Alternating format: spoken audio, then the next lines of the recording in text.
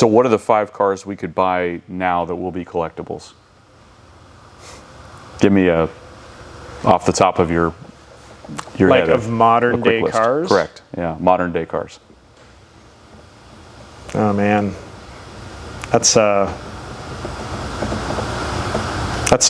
Probably buying, in my mind, maybe some of the last of the naturally aspirated cars. You know, I don't know if it's, you know, Chrysler's going to go all electric, and the Hellcat, I think it is going to be done after next year. And I think Subaru, their WRX STI, I think if they haven't finished, they might have already finished, but they're going all electric. So I think buying the last of that type of car, obviously whatever Ferrari may be the last, you know, one, I think picking out some of that stuff, and as the era changes, getting in on the final. Yeah, I think that stuff will probably have good opportunities, you know, long term.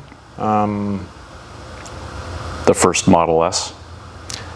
Yeah, you know, we've sold some Tesla Roadsters, I think.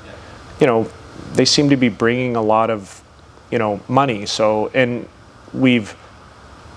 I've seen them in some collections. So I think we're actually selling one out in Monterey. But yeah, I think the first of a generation is something to go after too, right? The first Mercedes 300 SL Gullwing has got a premium over the car that was built 30 in. So I think getting into the first of stuff, it's hard to say. How about 5 that might be under the radar in everyone's investment portfolio?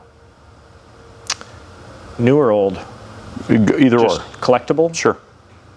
You know, I think looking at things that,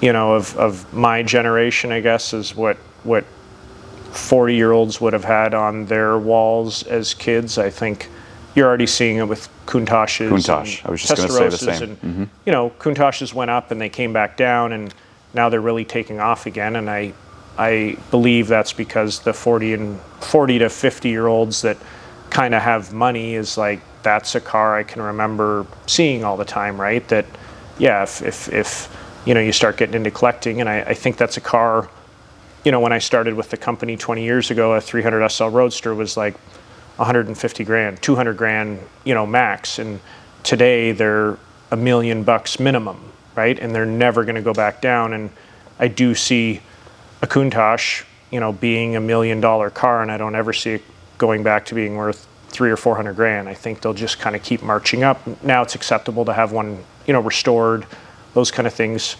Testarossa, you know, 959s have always been popular.